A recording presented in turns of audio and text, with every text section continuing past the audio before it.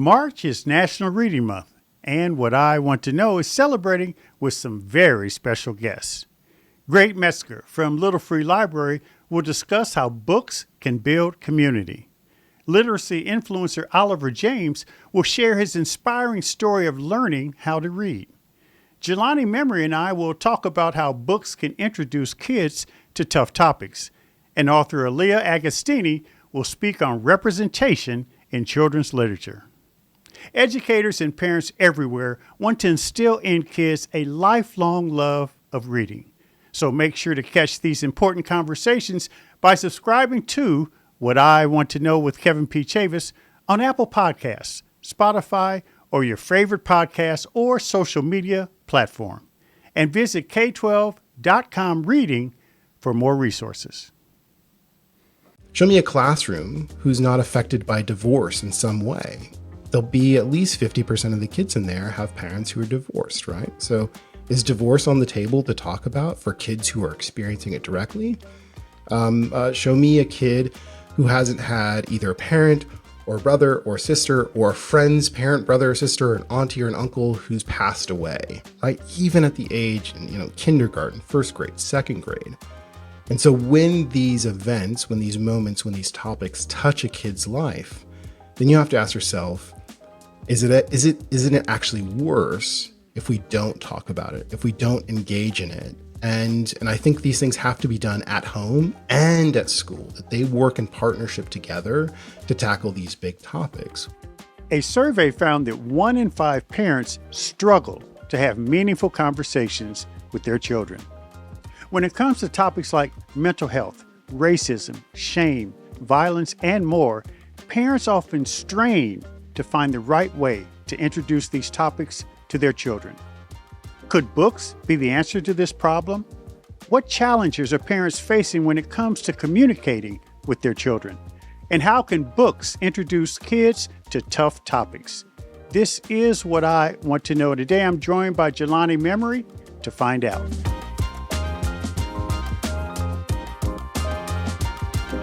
Jelani Memory is the founder of A Kid's Book About, a company that publishes books to help parents start conversations with their kids about complex topics, things like divorce, feminism, mental health, shame, and mindfulness.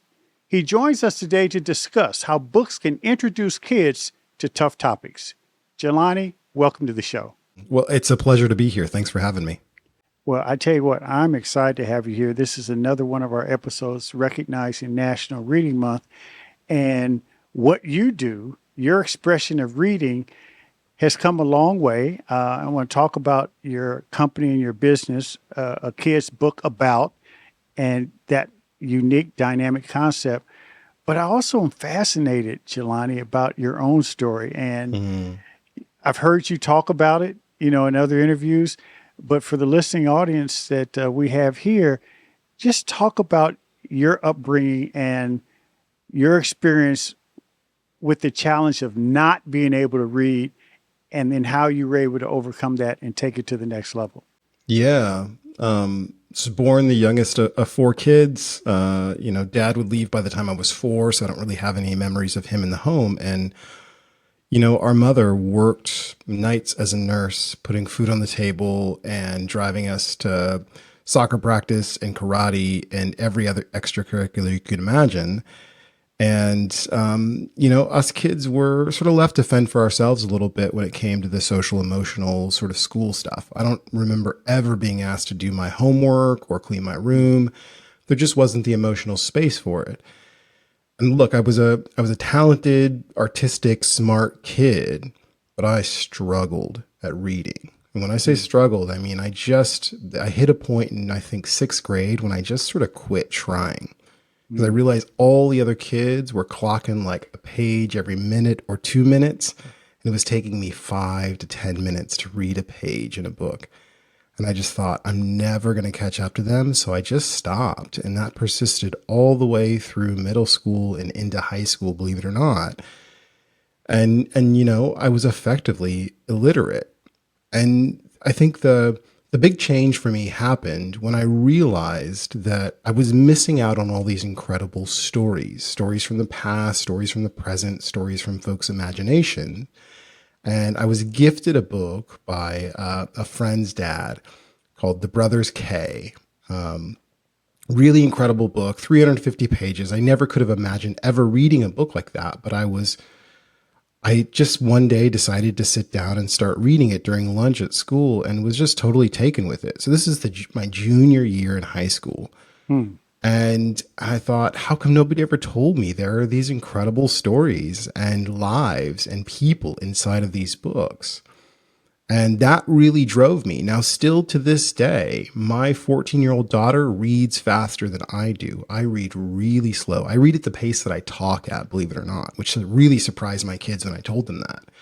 For me, reading is about learning. It's about discovery, but it's also about joy. It's about, finding yourself and what you like, what you love, what you can be inside of these stories. And that's really where the big change happened for me. You know what's fascinating, Jelani, and I really want to get to where you are now and how your love of reading has become an avocation and an occupation. Mm, But we hear so many stories about kids in come through similar circumstances as you. They effectively are illiterate and can't read. Yet you said you stopped pretty much at sixth grade. And yet your next experience that sort of turned your life around was when you were in junior high school. How are kids able to continue to be in school and be promoted grade by grade if they effectively can't read? I mean, from your experience as a person who went through it. yeah. You know, I realized at some point that school was really broken. I remember thinking this when I was, a seventh grader, an eighth grader, a sophomore in high school. I just thought, this isn't really working, or at least not for me. I did really well on tests because I was smart. But I just never could grok or get around, doing my homework, and the reading portion I would just basically opt out of every time. And so I'd get my, C's and sometimes D's, but sometimes B's and maybe an A if it was art or gym. And I think, kids like me, we get sort of lost in the shuffle. We just sort of make it through. We scrape by. I remember every teacher I ever had said, Jelani, you have so much potential. And I remember thinking, is it my job to extract all this potential? Isn't that your job, right? And I think that's where it's not just what happens in school. It's about what's happening at home. It's about what's happening on the soccer field. It's about what's happening inside those little lives, hearts and minds. And, I think kids just really scrape and skate by. And I feel really lucky that that shift happened for me. And I fell in love with reading and I fell in love with education. And, now I get to work in a field, amazingly enough, where I get to publish my own books and I get to publish books by other authors, which is incredible. And never in a million years could I have thought I would have been here. But in some senses, I was just lucky just to sort of, I was skating by just barely, and that shift happened for me. When you talk about skating by, I was struck by one thing you said in another interview where you said that you kind of mastered the art of when there was a reading assignment to just turn the page, in an appropriate Yeah. way to make it look like you were reading like everyone else. Yeah, you just fake it till you make it. And for me, it was, I wasn't really even making it. Yeah, I remember just the whoosh of the kids turning the pages so fast. And I thought, how could you possibly have read all the words on this page? I was just like Wow. doing the math in my head. And so I just turned the page too. Didn't matter where I was at. Like still to this day, if a chapter is too long in a book, I get anxious. I'm just reading Yeah. for myself. I'm not even reading for homework or around Yeah. anybody, but I Yeah. still feel that sense of dread of going, how long is this going to take me to do? What the beautiful thing though is that, there's something to be said about because there are people who are speed readers, super Mm, speed readers, yeah. and I've often wondered, and I went to school for a couple of folks like that. I've often wondered, are they really retaining and getting the essence, capturing the essence of the Yeah. story? If if you're speed reading, I've always wondered that, and I don't know, maybe that's the subject of another show, Jelani. But I do think that one benefit of understanding your pacing and reading at your pace, you're able to digest and Yeah. think through a story. And obviously, you've been able to do that. Let's talk about a kid's book about, which the about there's a dot dot dot. It could be any number of things. Yeah. How that all came about, literally. Yeah. So I'm a father of 6. It's a blended family. So I have 4 white stepkids and 2 black biological kids, and feel like being a dad's my superpower. I love being a dad. And it was the summer of 2018. I was working at this company that I'd started, but was sort of creatively frustrated. And I thought, I've always wanted to write a book. I need to sort of work out some of this creative energy. And I also want to keep these really meaningful conversations that I'm having with my kids going about race, culture, color, and of course, racism. And so I thought, maybe I can combine these 2 things, this desire to make something creative and this desire to keep this conversation going. And so I wrote a kid's book about racism. It's literally titled that. It was the most obvious sort of no nonsense title I could think of. And it was designed as a book just for my 6 kids to make sure they always felt comfortable using the word racism, asking me questions about it, going, hey, Dad, is this racist? Or this happened at school? I heard a kid say this. But also, more importantly, for my kids to understand what my experience was like and what it's like for someone to navigate racism on a daily basis, especially as a kid and even for me as a grown-up, that my white kids would navigate it more thoughtfully. They would use their words more carefully. They would be aware of the experience of kids of color in their classrooms. And for my black and brown kids, for them to understand a bit of what they were going to experience inevitably, but also how to talk to me about it and how to not feel so alone, because I didn't feel like I had that language as a kid. Now, the ambition for this project was just my kids. It wasn't publish it. It wasn't get it out to hundreds of thousands of families. It was just, can I make a thing for my kids that shows them that I love them and I care about them and I always want them to talk with me? It was my kids who had the idea to go, you should turn this into more, Dad. Their first instinct was to go, this is cool, Dad. Can you make books on other topics? I said, about what? And my daughter Ella was like, you should make a kid's book about ice cream, which is very Ella, by the way. My son Jay said, you should make a kid's book about divorce. And I was really struck by that comment. I inquired why, and Jay said, look, it was the hardest thing I've ever gone through. This is Jay at 10, by the way.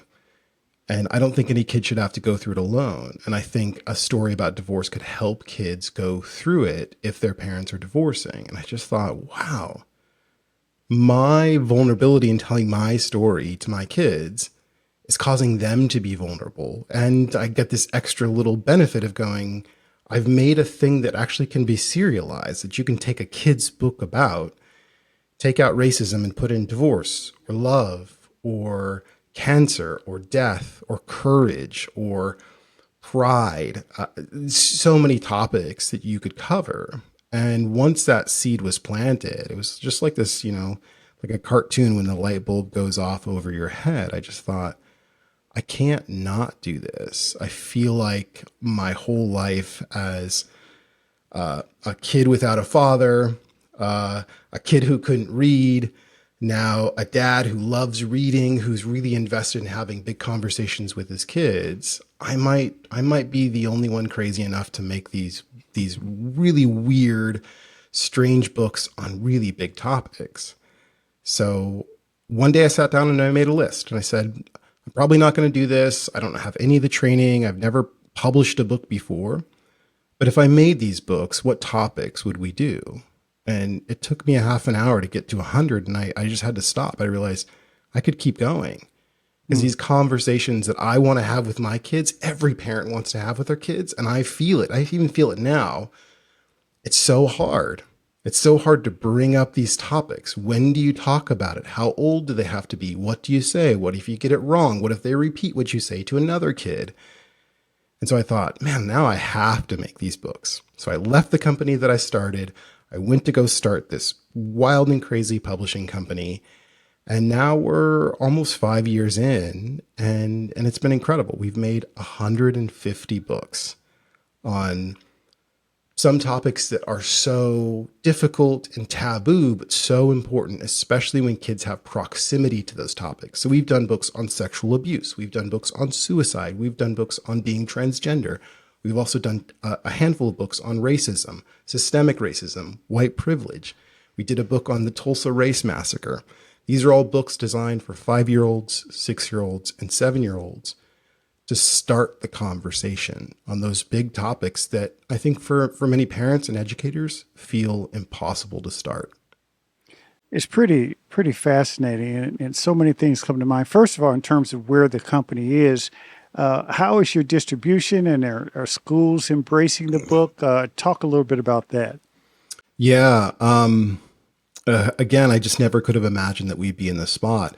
We launched as a direct consumer company, so the only place that you could get the books initially was on our website, which was very counterintuitive. But I knew that if we built trust with parents and educators through the brand and through the stories we were telling, that they would come back and they wouldn't just buy 1 or 2 books, that they would buy 5 or 10, which has been proven to be true. Since then, teachers and librarians were yelling at me going, where's our education discount? How do we get it in, our stores and in our libraries and in our schools? So we opened that up the second year. And then the third year, bookstores started knocking and said, hey, can we carry these books? So Barnes & Noble, Paper Source, independent bookstores. So now we work with about 3,000 schools, teachers, libraries, museums, big box stores, independent bookstores. And then just this last year, struck a partnership with Penguin Random House and DK. So about 27 of our books get broadly distributed through a partnership with them globally. So we're in, dozens of countries. We've sold over 1 million books. I mean, it's like I'm still pinching myself because it doesn't feel real.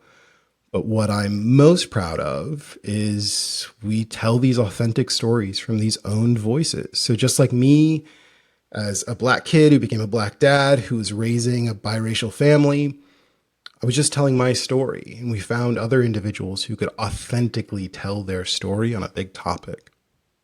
All this from a kid who used to fake reading by turning a page while in school, which is so inspiring. So many other things come to mind. I grew up in the 60s, 70s, civil rights movement. My father was educated, first in his family go to college, big on science. He was a pharmacist. And what was interesting, he's part of that old school generation. They didn't talk or share much, know. Yeah. But if I would ask him a question, you're going to love this, he would give me a book. And he said, let's read this together and talk about it. So, I would ask him about, I grew up in Indianapolis. I said, what about these race cars in the 500? He gave me a book about, and we talk about it. I would ask him about, the civil rights movement, and he gave me a couple books, and we talk about it. And I do think in his own way, not only was he trying to expand my learning horizon, but again, even though he was part of that old school generation, it was his way, similar to you, of engaging in conversations on subjects that were topical at the time, and many of them were very difficult. And one of the things that I tried to imitate with my sons was the same thing. Hey, let's talk, read this book, we talk about it. But you have sort of taken that to a different level at a time when technology in the world is coming at our kids so fast. Peer pressure. Kids often don't have the luxury to ease into adulthood. They're thrown into adult situations through the circumstances around them, and where you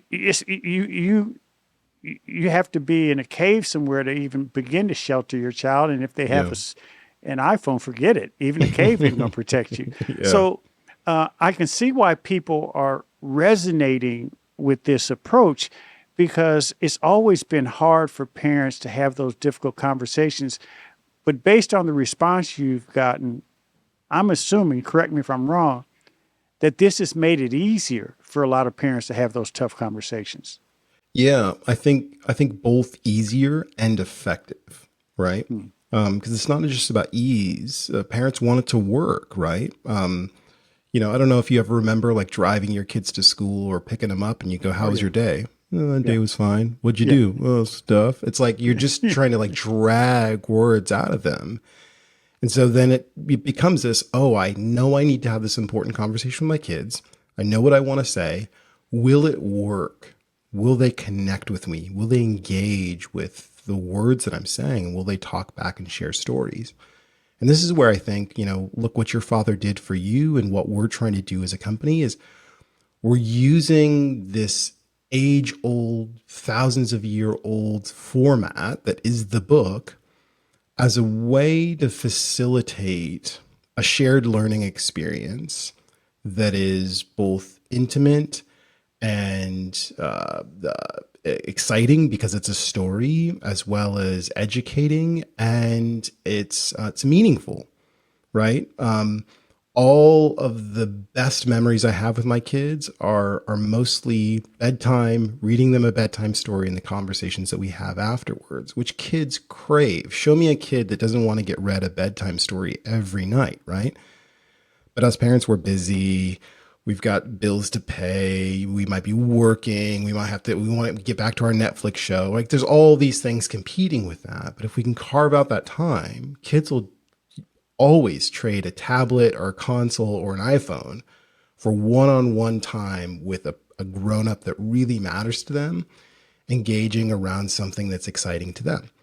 So that's really what we're doing with our books, and it works. And kids, they open up and all of a sudden start sharing experiences. And I think part of that is they don't feel talked down to. Yeah. When we try and Yeah. like tell our kids about something, they feel like it's a lecture, Yeah. like they have to digest this thing, otherwise they're going to be in trouble. But a book, it just fundamentally hits different. When you take this approach, at its core, it's this age old notion of storytelling Yeah. where stories can paint a picture in a way that's, positively infectious. And talk about the power of storytelling as you shape conversations or potential conversations on these difficult topics. Yeah. I mean, storytelling is everything. I have this fundamental belief that we all have a unique story to tell. And there is value in those stories when we tell them, and especially when we tell them honestly and vulnerably. And the kids around us, we don't always know this, but they're waiting for us to tell our own stories. They're not waiting for us to tell them what to do or to do the dishes or to do the homework or go to bed. They're waiting for us to share part of ourselves. And when we do that in a candid way, they can connect with us, and they can also connect with themselves because they go, "Oh, wow, I feel just like that. That happened to me. Wow, you experienced that too?" I went and visited a school yesterday. I did 2 assemblies back to back. First with the kindergartners through the second graders, and then with the third graders through the fifth graders. I do this about every week. And invariably, through just me saying, "Here's who I am, here's my family, here's this book I wrote, here's why I wrote it," and then I read the book to them, I go, "Anybody have any questions?" And afterwards, multiple kids raise their hands. And there's always a kid who goes, "My family's just like yours. I have step siblings and I'm a biological sibling, or I have half brothers and half sisters." Another kid will stand up and go, My mom's white and my dad's black too. I'm just like you." Right.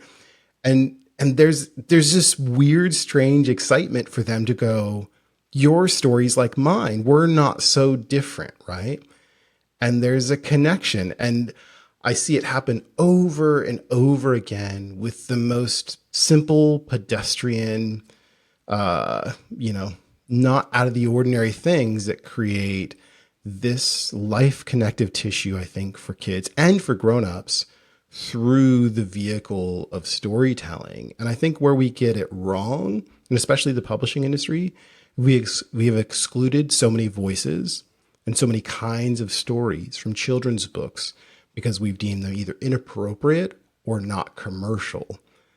And all of our books fall into both of those categories for most of the publishing industry. So they've stayed away from them. But kids gravitate to our stories so much because they feel like real life. You have over 100 topics, and you talked about that beginning process where you just, after you were urged to do so by your kids, you put these topics on a page.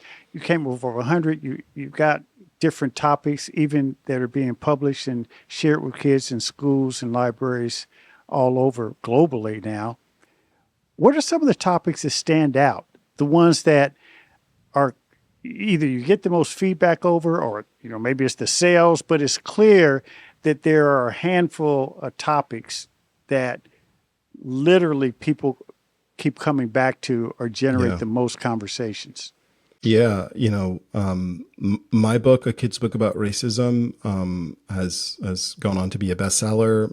It's sold over 100,000 copies and created lots of conversation. And I hear actually a lot from white parents that they said, there's no way I could have started this conversation without your book because I never learned about it when I was a kid. So your book, your children's book, was where I was at in my understanding and learning about racism. And so it allowed sort of them to grow and learn alongside their kid.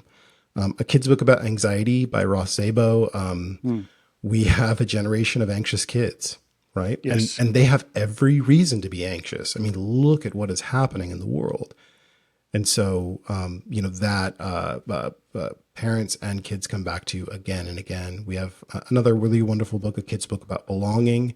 Who doesn't want to belong? And especially kids in a social media driven world. It's so hard to feel like you belong somewhere. So it explores that in a really deep and interesting way. A Kid's Book About Failure, a really fantastic book to help kids navigate how do you fail well. And then one of my favorites, A Kid's Book About Imagination. We created that with LeVar Burton, and it's a fantastic book that talks about the power of imagination and how it's a superpower, and also that imagination isn't just about dragons and fairy tales. It's about how do you envision a world where hunger no longer exists, where racism is eradicated. Can we have the imagination to view the world in that way? There's so much that is good about what you're doing. But as you said, the world is at an inflection point. There's a lot of tension in the world. It leads to a lot of anxiety, not just among kids, but also adults. And people are on edge. Tribalism is an all-time high. And, one of the first questions that people ask in this highly politicized sort of tribalistic world is what you're doing, does it impact my tribe, or are you insulting or attacking my tribe? And that has flowed into schools in terms of curriculum, into libraries in terms of what books you put on the shelves, in terms of what books you present in front of students. And it varies from state to state in terms of now legislatures are making decisions. And in typically blue states, you get one set of books that are okay. In typically red states, you get other sets of books. Again, I'm just stating the facts. Now, as it relates to what you're talking about, some of those topics, depending on the state, could be topics that are viewed to be, too dicey for young kids to absorb, or some of the topics are topics that people feel shouldn't be explored in school at all. Talk a little bit about that. And I know I said a whole lot, but I mean, you get the gist. We're in a world, and it feeds that anxiety you talked about, where some of these difficult topics are topics people don't want to address. Yeah. Look, we have over a dozen books that are banned in multiple states in the United States for various reasons. Remember, actually, in Texas, my book was banned for a time, and a few school districts that basically created a whitelist where only these certain books were available, effectively banning a whole number of other books. What we really focus on is authentic, owned voice stories told from a first person perspective in a developmentally appropriate way for kids to be able to learn about and explore a new topic, to either see themselves inside of or see what somebody else looks like and experiences. And I think our ultimate defense against a parent or teacher or legislature who say these topics or these books or these stories are not appropriate, or they're not true, or they're dangerous, I often point to two things. One is that these are people's lives and they're telling their own story. They're not saying this is 100%, 1,000% true for everyone and every person all the time. They're telling their first person story in the same way that I did. I'm not saying here's what the experience of racism is like for everybody. I'm saying here's what it was like for me. And hopefully you can learn something from that. And then the second thing is that kids are already experiencing, either directly or indirectly, many of these topics. Show me a kid, show me a classroom who's not affected by divorce in some way. There'll be at least 50% of the kids in there have parents who are divorced, right? So is divorce on the table to talk about for kids who are experiencing it directly? Show me a kid who hasn't had either a parent or a brother or sister or a friend's parent, brother or sister, or an auntie or an uncle who's passed away, right? Even at the age in, kindergarten, first grade, second grade. And so when these events, when these moments, when these topics touch a kid's life, then you have to ask yourself, isn't it actually worse if we don't talk about it, if we don't engage in it? And I think these things have to be done at home and at school, that they work in partnership together to tackle these big topics. We put our kids in the care of teachers for most of the day, and then they come home to us. And that's a partnership that we have with teachers to raise and educate our kids. Every time I bring up that my book is banned in a handful of states to students, they all gasp and they audibly, they go, why? Like, it's ridiculous to them. And I say, because they don't believe you're ready. They think you learning about this topic is dangerous and bad and no good. And kids go, that's crazy. And I ask, well, do you feel ready? And they go, yeah, we feel ready, right? And I think for many of the kids, and especially the school that I visited yesterday, I've got black and brown faces who I know are already experiencing racism directly, right?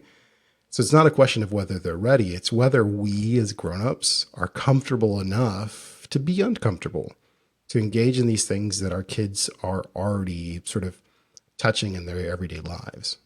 Jelani, one of the things I really like about this overall approach is the inherent empowerment factor for our kids. And I Yeah. often feel, having been in education for many years, and I have this overused reference point when I talk about this, I often feel like we ignore the ultimate end user in education.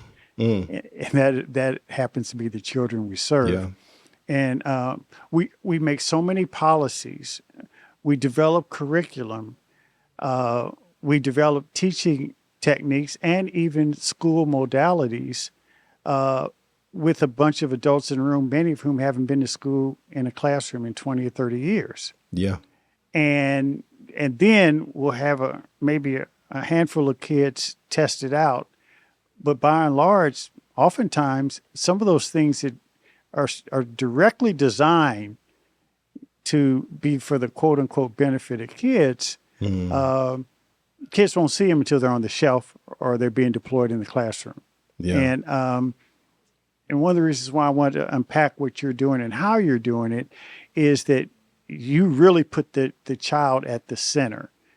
And I'm not surprised that you've gotten the response you've gotten from children.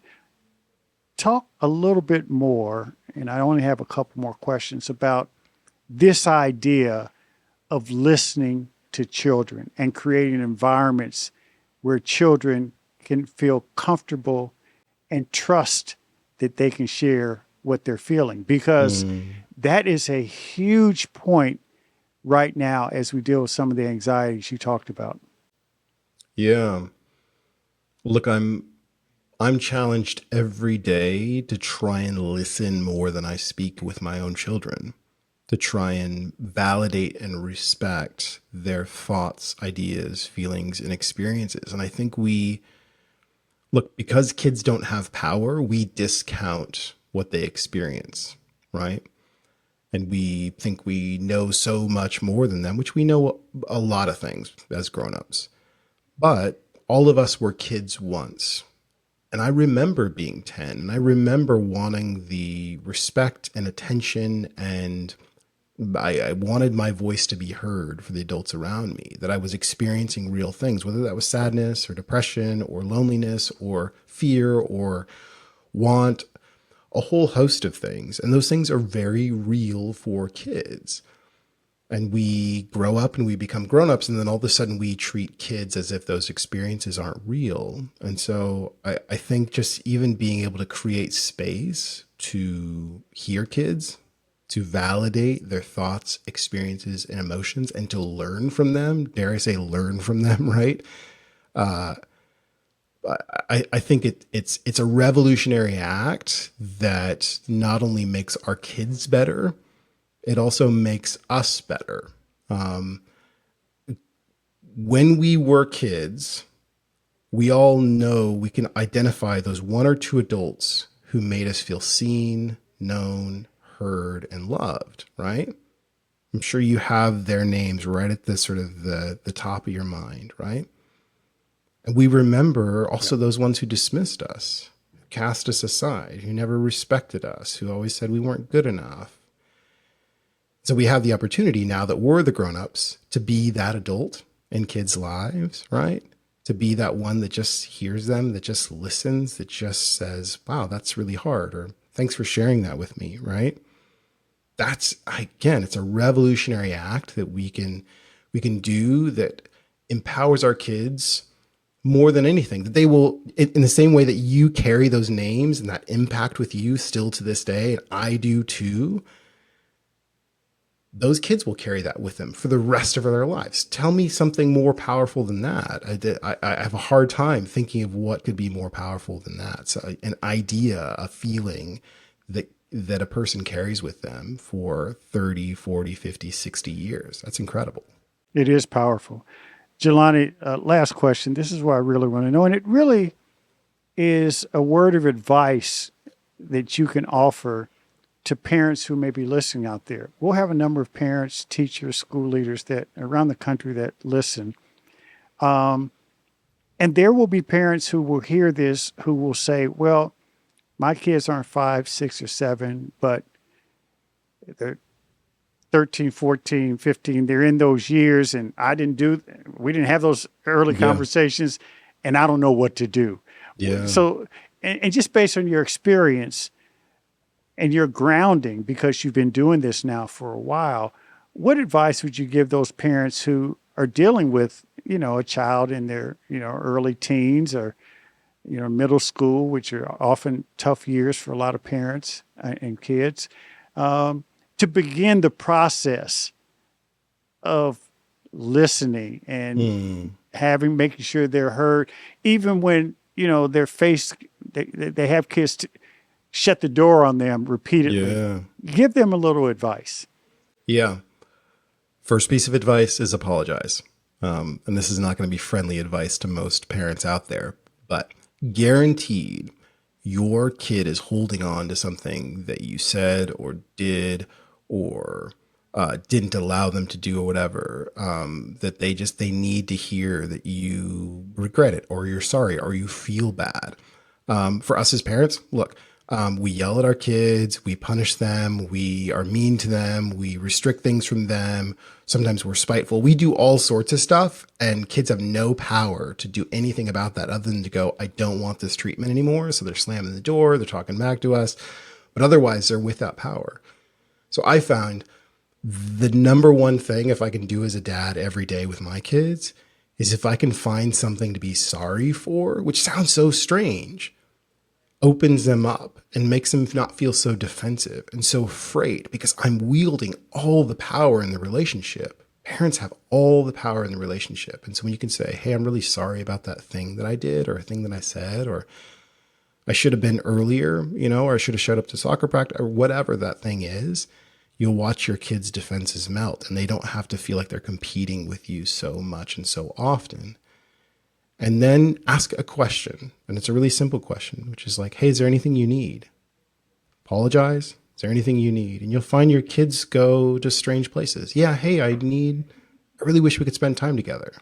Or, hey, I really wish, you didn't have to work so late on these days. Or, hey, it's next weekend, can we go see a movie together? Or it's just like kids will open up in all sorts of ways, but our kids are so much on the back foot, so defensive because we're wielding so much power to get them to do their homework, clean their room, behave, don't be bad, don't do drugs, don't have sex. Like we're on our kids all the time.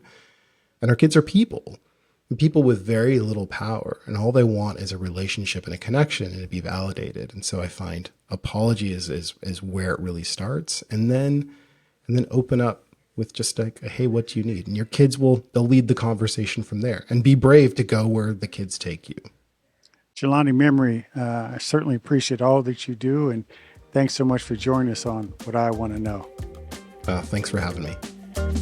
Thanks for listening to What I Want to Know. Be sure to follow and subscribe to the show on Apple Podcasts, Spotify, or your favorite podcast app so you can explore other episodes and dive into our discussions on the future of education. And write a review of the show. I also encourage you to join the conversation and let me know what you want to know using hashtag WIWTK on social media. That's hashtag WIWTK. For more information on Stride and online education, visit stridelearning.com. I'm your host, Kevin P. Chavous. Thank you for joining What I Want to Know.